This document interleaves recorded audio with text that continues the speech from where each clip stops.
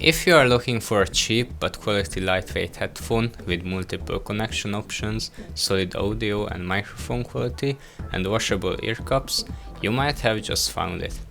This is the Redragon SKULD PRO headphone.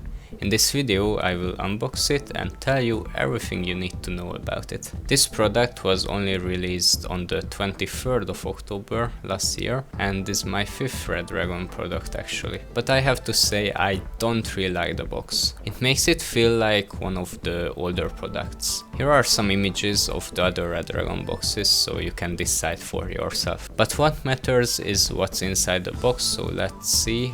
Oops, I failed. Let's pretend that this is my first attempt. On the top we have the manual, as well as some stickers. This is the first time they have given more than one sticker. In this little box we have the detachable microphone, which you are hearing right now. It comes with this handy markings to ensure proper insertion. Then we have the USB-C to USB-A cable, which you can use for charging or connection, and a strap for it. Neat. We also have the dongle for simple wireless connection, which is pretty hard to remove. Guess I'm not worthy of it. Let's look at the headphone instead. The first thing you will notice is how light this headset is.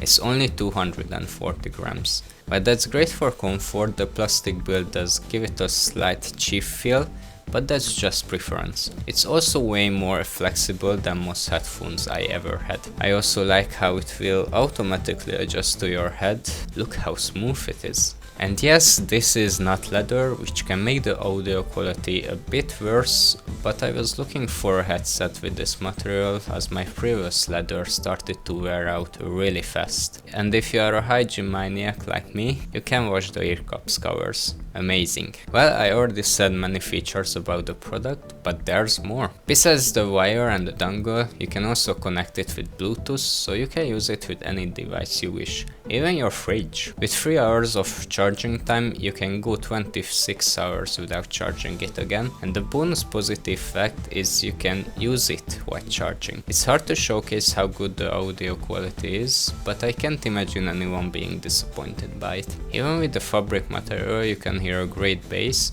and overall great sound. It can get really loud though, so don't put it on 100% on the first try like I did. Okay, now let's try it on. I have been using it for a few days now and it was a bit getting used to, but now it feels really comfortable. I also like the control buttons on the left side as I'm right-handed, and reaching up in my left hand just feels so much more natural. And here are the controls I have figured out so far. You can turn on and off by holding the power button, click the power button once to pause or unpause media, double click the power button to change between the dongle and Bluetooth modes, click the volume button once or hold down to change the volume, double click the volume buttons to go forward or backward on the playlist, click the microphone button to mute or unmute yourself. According to the product page, there is a way to turn off the blue lights, but I couldn't figure that out yet. If I do, I will leave it in the comments. Feel free to ask questions, or if you know something I missed, please mention it in the comments. Of course, there are some minor stuff I don't like about this headphone. First of all, I heard this with many other Redragon headphones too, but the USB dongle keeps flashing after you turn off your PC, which can be quite annoying when trying to sleep. But this dongle at least has a flat light, so you can cover it up with no problem. I will show you my idea in a second. The top cover is not removable like the fabric on the ear cups, so you can't clean them. What I can recommend is getting a bonus washable cover for that too. And finally, the system sounds of the headphones sound bad, annoying and confusing. It's fine if you ignore it, it just could be better. Gaming mode, Bluetooth mode. Power off.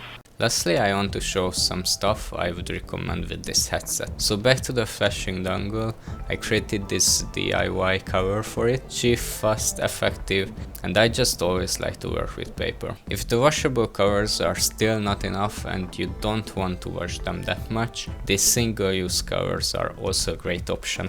And my favorite is this headphone handband. You can zip it on your headset and not worry about it getting dirty or wearing it out. And of course this is also washable. I think every headset needs one of these. I hope this video was informative and that I helped you find your next headphone. Because you made it to the end of the video, here is my thrown together setup. As you can see, I don't have a full-on studio or any space to record, so I had to be a bit creative. I hope this also inspires other small creators. I soon will be over with my first part of graduation, and after that I want to be more active on both of my channels. You can expect more videos like this and of course the usual devlogs, games and more. Thanks for watching and see you in the next one. Bye! I was recording. I was recording and it just turned off. Okay, that's negative things I will add. Oh wow, that was a bit annoying. Where was I?